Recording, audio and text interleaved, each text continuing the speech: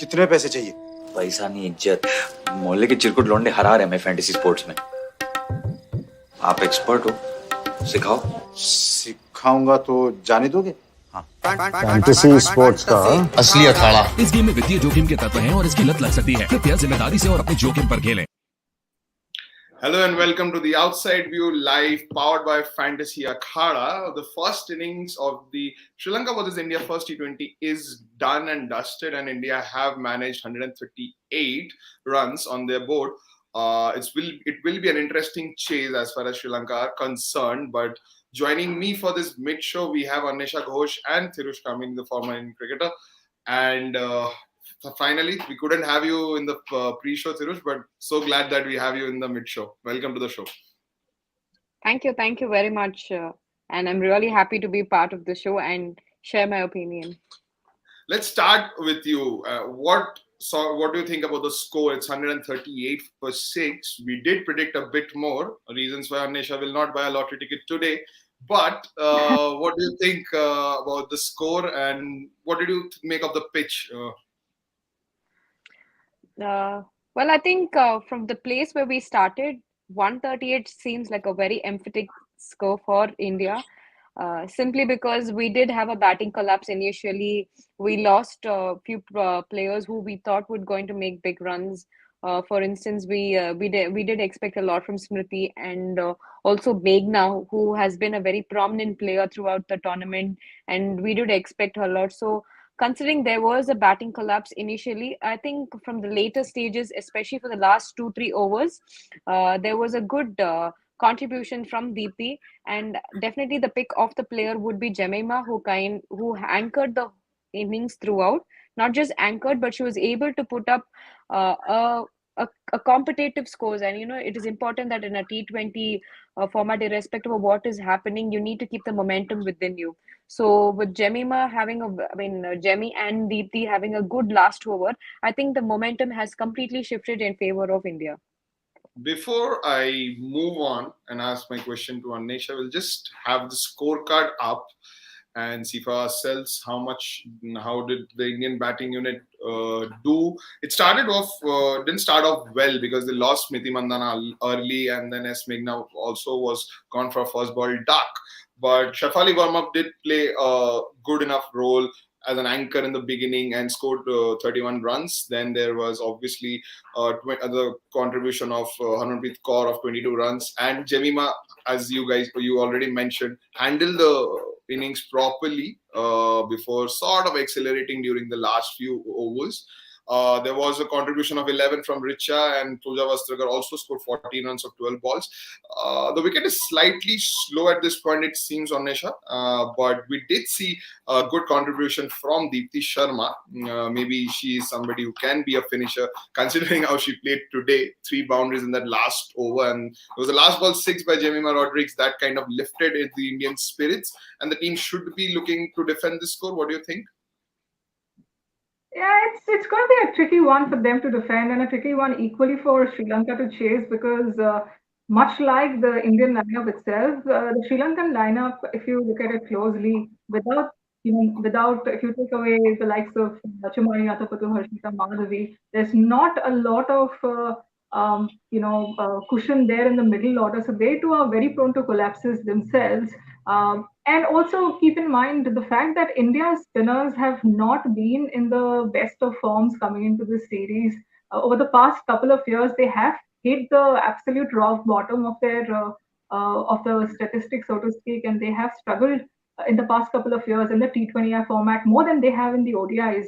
Both are pretty abysmal, to be very honest, going by India's own standards of spin bowling. So it's going to be tricky, but Deepti Sharma will take a lot of confidence into her bowling as well. And I would love for Harmanpreet Kaur to throw Deepti Sharma into Sri Lanka's face in the power play, because we've seen the kind of wily customer she can be with the ball. During the Women's T20 Challenge, she brought herself on, operated with aplomb in the power play while captaining velocity. So Harmanpreet should bear that in mind. And much like Chamari Athapattu did with herself, she got that crucial wicket of Shafali Verma I think the fact that she backed herself to bring herself on, even while the likes of Oshadi Ranasinghe and Nuka Ranavira had kept a leash on the opposition, I loved the fact that Chamari Atapattu also wanted to join in the party, and hopefully we can see something similar from Harmanpreet Kaur, who can be quite difficult to deal with given the variations she has, and she herself is quite an unpredictable bowler. She doesn't know whether her off spin will come out as off spin or it will be a bit of an arm ball. So Harmanpreet can be a difficult customer to deal with. So here's hoping she mixes it up well, not just with her own bowling, but in terms of the resources she has available at her disposal, because 138 is not too formidable a total. Yes, the pitch was on the slower side, but it looked like India seemed completely out of sorts. I've not seen them be as phased as they appeared in the face of disciplined spin. It's not as though the Sri Lankan spinners were, throwing in variations that the Indian batters have not seen or not played ever. They were bowling wicket to wicket lines, mostly on the fuller side and on the good length as well. So they were disciplined and at times just enticing batters to go over the top with that slightly outside of line, and they fell victim to that trap laid by their finger spinners. So here's hoping Harmanpreet Kaur will marshal her resources as well as she did in the women's T20 challenge. Let's talk about that a bit. What Annesha is trying to say, if I'm not wrong, is that they were not prepared for the kind of challenge that Sri Lanka was going to pose. Thirush, do you think the fact that they haven't played a T20 match in a few months, I mean, the last T20I they played was against New Zealand before the ODI series that they played. And before that, the last T20 assignment was in Australia. So it's been a while that this team has played together. Also, the batting combination has changed since then. Do you think that has affected, to say, the Indian mindset, or was it the Sri Lankan bowlers working their magic on this wicket?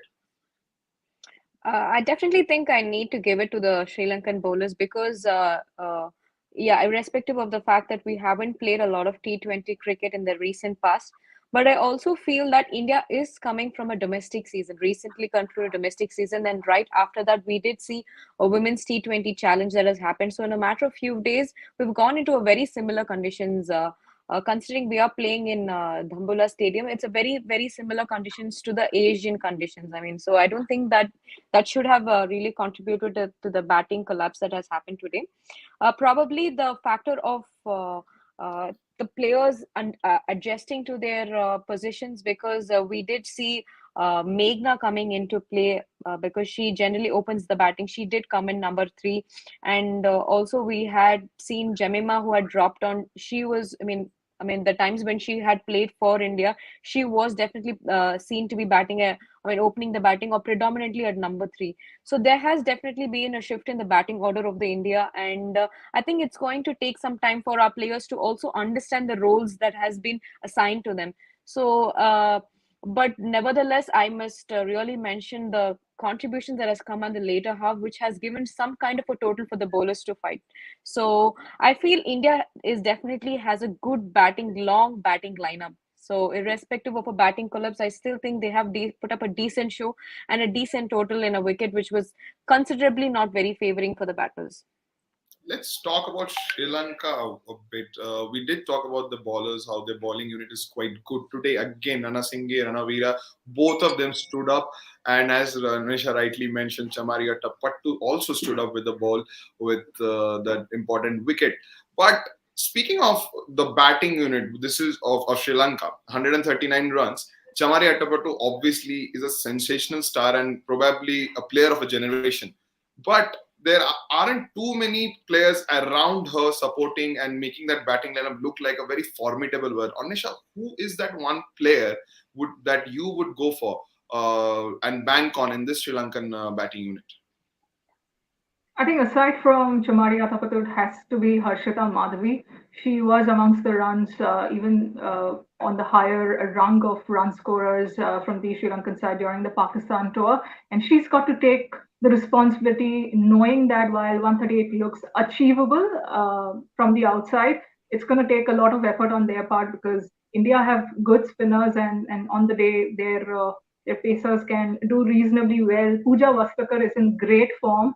So while the pitch is on the slower side, I still expect Pooja Vastrakar to be imaginative, inventive with her pace bowling and get the batters to play enough to get those breakthroughs early on. So they've got to be wary of the threat that the Indian attack poses. And Harshita Madhavi, if she can replicate some of the form she showed on the Pakistan tour, I'm pretty sure Sri Lanka will get close to that. But that support act also needs to come from lower down the order, because as we saw with India, the kind of contributions they got from their lower order at the latter part of their innings, Deepti Sharma playing a bit of an uncharacteristic knock, because we know that she's not one of the power hitters in the ranks.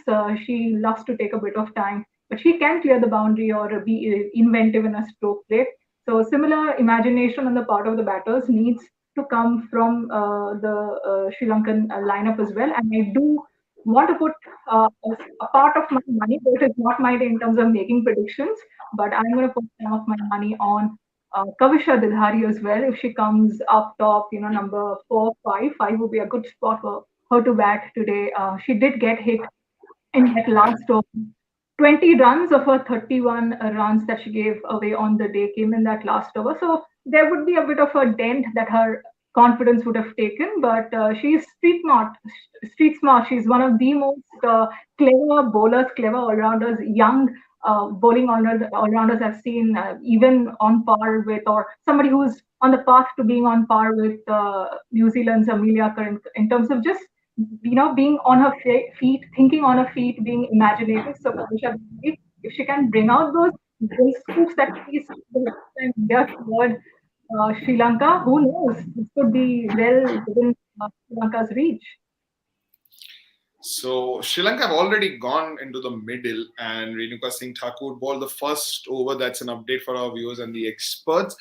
Before we wrap this show up, I would ask Thirush, one bowler that you are keenly watching on for in the Indian team who can do something different for India today. Also, just wanted to know, India have gone in with Rajeshwari Gaikwad and Radha Yadav, both left-arm spinners. They've done well before.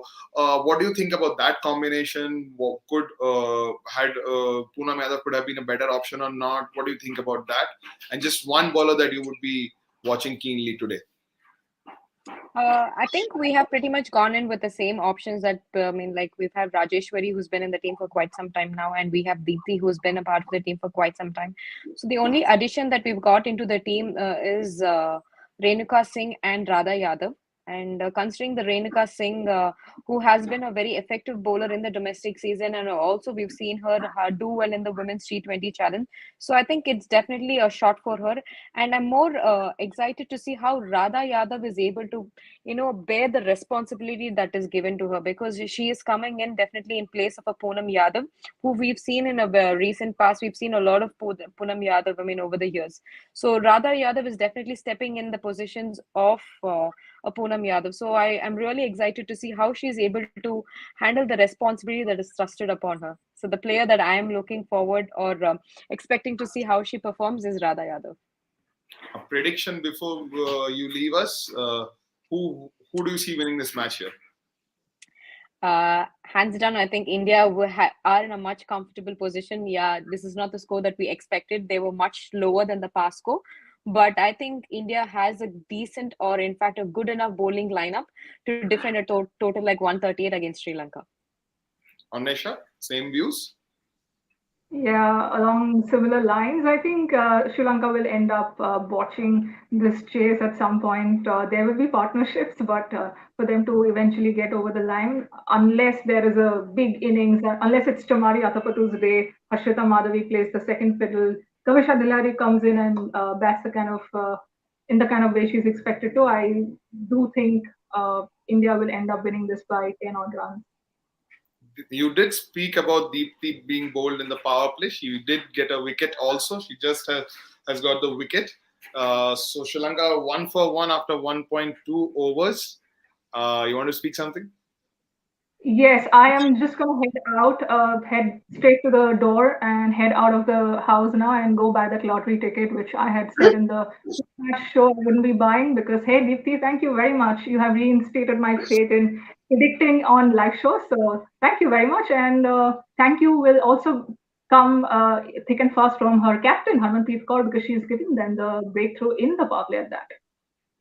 So meanwhile, we'll send Annesha to get her lottery ticket, and hopefully she gives some of the money of that, and will join us back after the second innings is done. Till then, stay tuned to Women's Cricket Zone for all the updates on this series and rest of women's cricket. Thank you. ये पक्का अब सीख तो गए, अब तो जाने दो मुझे। ठहर जाइए, कोई प्रॉब्लम वॉब्लम हो गई तो कहाँ ढूंढेंगे आपको? फैंटेसी अखाड़ा का 24/7 कस्टमर सर्विस है, आपकी प्रॉब्लम को सॉल्व करवा देंगे। कल जाने देंगे। फैंटेसी स्पोर्ट्स का असली अखाड़ा। इस गेम में वित्तीय जोखिम के तत्व हैं और इसकी लत लग सकती है। कृपया जिम्मेदारी से और अपने जोखिम पर खेलें।